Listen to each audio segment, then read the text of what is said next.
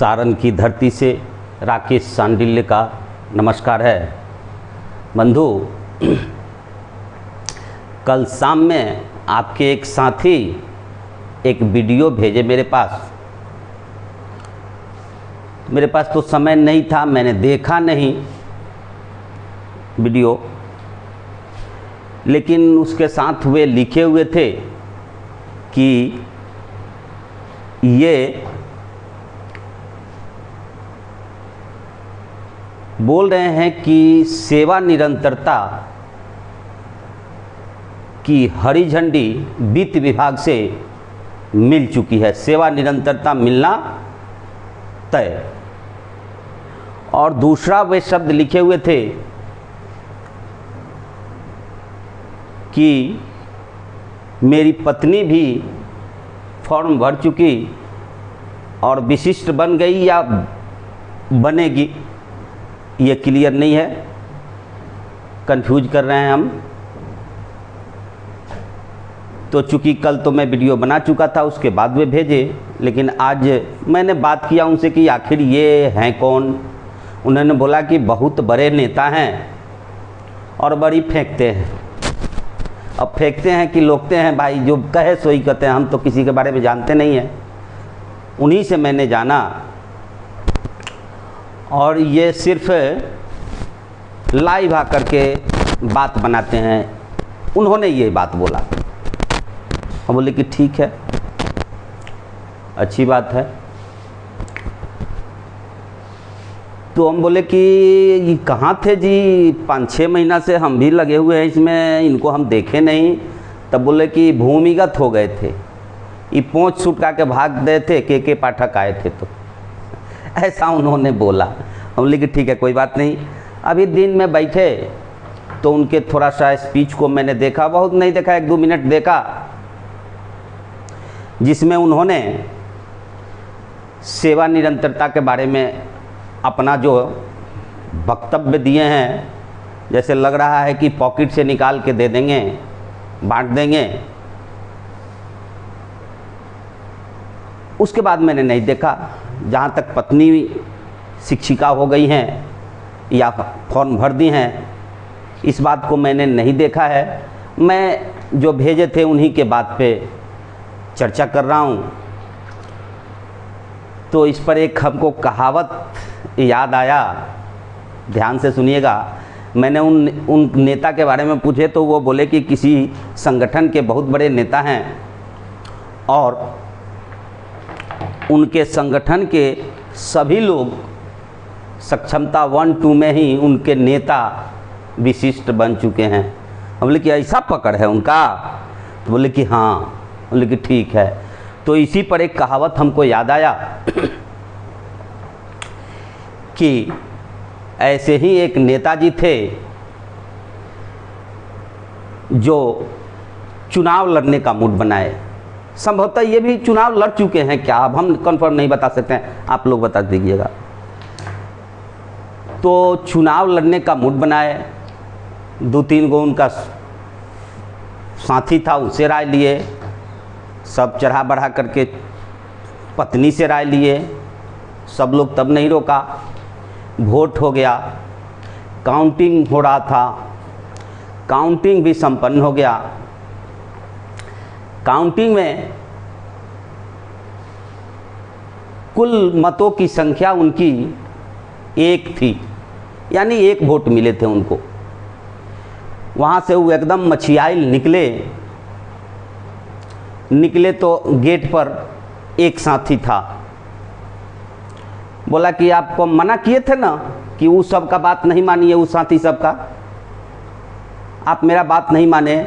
अरे वो एगो वो वोटवा हम नहीं दिए रहते तो आपको वो एगो वोटवा नहीं आता। नेताजी कुछ नहीं बोले, मुंह इधर करके आगे बढ़े।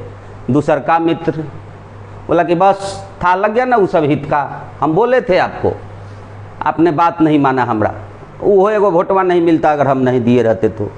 आगे गए तो यही बात तीसर का मित्र भी कहा, कुछ नहीं जवाब दिए नेताजी, चुपचाप बेचारे चले गए घर गए तो उनकी मैडम देखिए कैसे स्वागत कर रही हैं। बोली कि बस बड़ा हित लोग पर भरोसा था आपको, बड़ी भीत पर भरोसा रहे। आगे भोजपुरी में बोल रहे हैं, बड़ा हित लोग पे भरोसा रहे। मने करत हनी जो हित पे भरोसा ना करे के। अरे वो एगो भोटवा हम ना दिले हती तो ना आइत। ओ बोले दादा, अब नेताजी से नहीं रहा गया, दिमाग उनका तक गर्म था। रास्ते से घर आए तो वही बात बोले कि वो तीनों जो है सो सब अलग अलग बोलिए रहा है कि वोट एगो नहीं दिए हम रहते तो वो नहीं मिलता, वो नहीं मिलता। तुम बोल रही है कि हम नहीं दिए रहते तो यो एगो वोटवा नहीं मिलता। बेचारे गाली के शब्द से उनसे बात किए। बोले कि रे, तो हम जो वोटवा दिए थे वो वोटवा कहाँ चला गया? जब एक एगो वोटवे है और सब अलग अलग देवे किया है तो हमारा वोटवा का हो गया? समझिए इस बात को कि नेताजी के संगठन के लोग तो सक्षमता 1-2 में उनका बात नहीं माने, इसके बाद भी भरोसा करते चले गए। और तो और संभवतः शब्द मैं लगा रहा हूँ, अगर पत्नी बन गई हैं या इस बार फॉर्म भर दी हैं तो वही नेताजी वाला इज्जत इनका भी है। ये नेताजी, अरे भाई घर का बात बाहर नहीं करते हैं, इससे यही सिद्ध हो रहा है कि ना आपका बाहर में इज्जत है ना घर में इज्जत है। काहेला अपनी फजीहत करा रहे हैं? ये कह देने से कि मेरी पत्नी फॉर्म भर दी या विशिष्ट बन गई तो क्या आप शंकर जी हैं कि आपके देखा देखी सब लोग भांग धतूरा पीना शुरू कर देगा? आप महान हैं। शंकर जी भांग धतूरा इसलिए पिए थे कि ये विष वाला चीज़ जो है संसार में रहेगा तो लोग पी करके और बौरा जाएंगे, उनको हानिकारक होगा। ये अलग बात है कि उसका गलत अर्थ लगा करके अभी लोग पीते हैं, लेकिन उन्होंने सेंस यही लगाया था। तो आप महान हैं, आप शंकर जी हैं। आपने जितनी अलाय बलाय थी बस आपने घोट लिया, अपने पत्नी को विशिष्ट बना दिया या अपने पत्नी से फॉर्म भरवा दिया। दूसरे का कल्याण कर दीजिए। अब कितना दिन तक दूसरे के पीछा पड़िएगा? अब आ जाइए मुख्य बातें।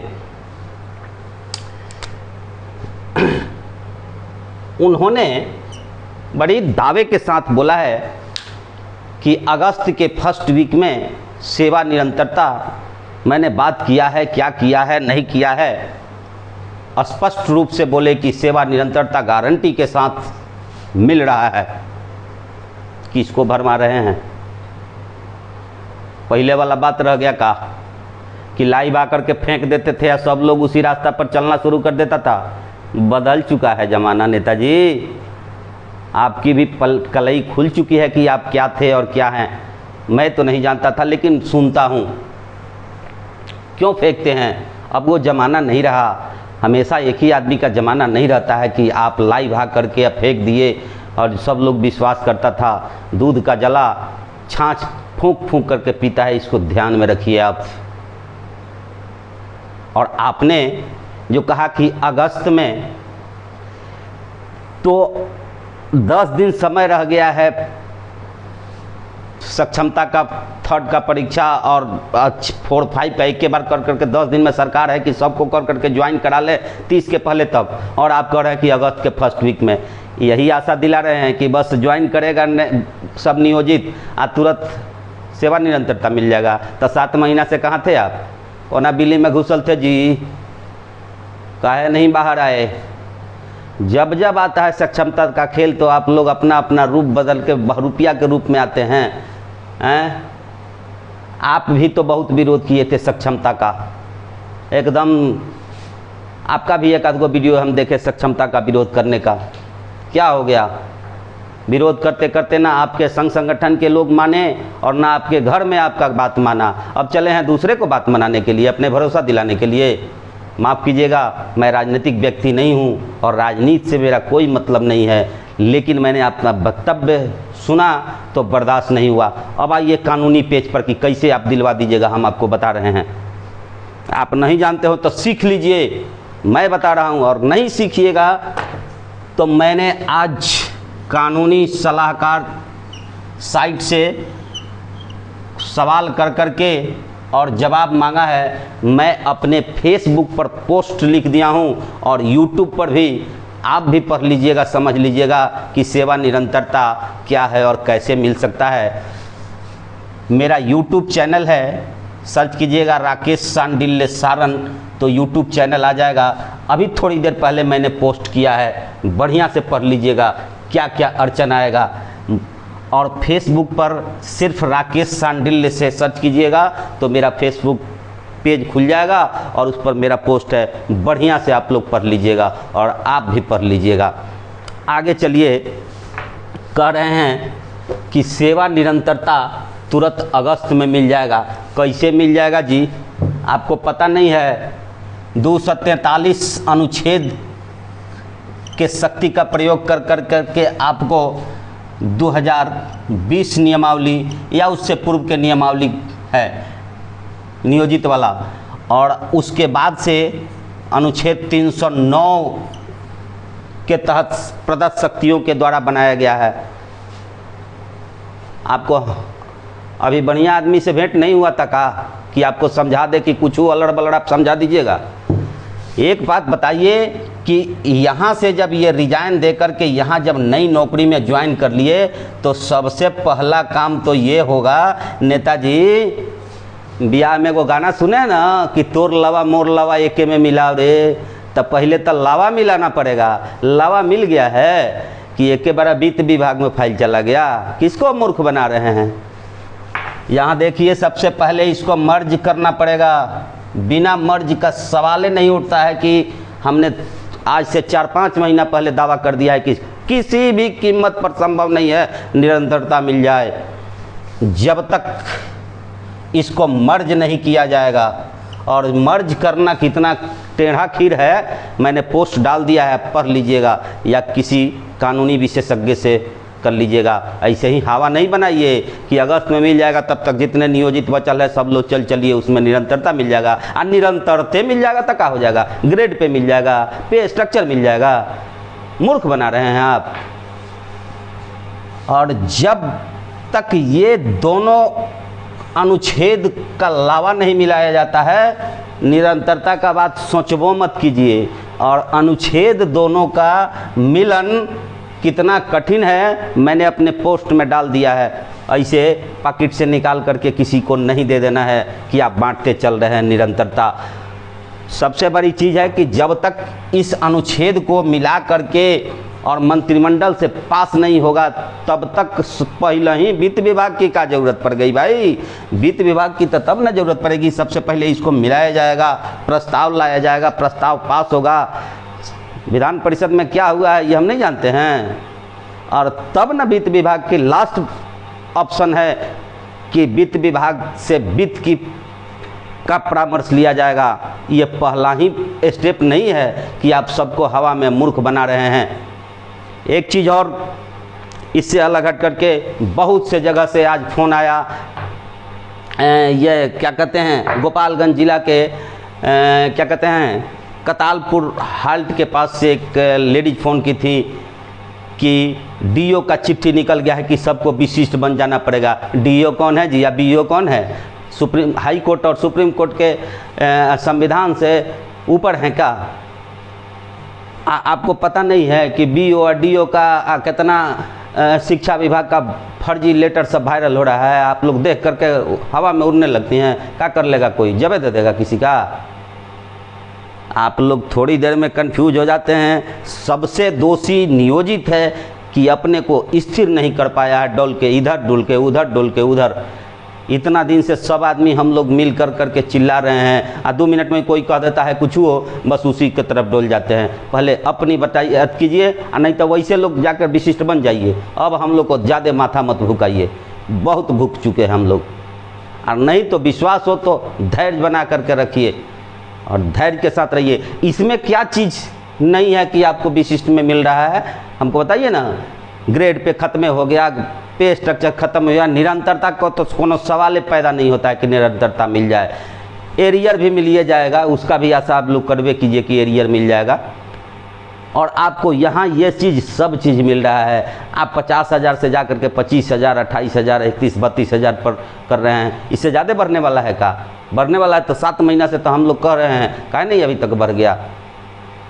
इसलिए आपसे पुनः एक बार आग्रह है, जो नियोजित बच गए हैं अपने को धैर्य बना के रखें। कोई आपका बाल बाका नहीं कर सकता है, कुछ नहीं होगा। आपके साथ संविधान की शक्ति है आपके। अच्छा एक चीज़ हमको बताइए, बहुत लोग कह रहा है कि सरकार हटा देगी, नियोजन इकाई को ख़त्म कर। अरे नियोजन इकाई को ख़त्म कर देने रहते तो 2 दिन पहले मैंने वीडियो बनाया है, उसमें दिखाया है कि नियोजन इकाई से आपको क्लर्क और प्यून का बहाली निकला है। ऐसा होता? अगर ये ख़त्म कर देना रहता तो अभी सरकार LPA वापस लेती EPF का।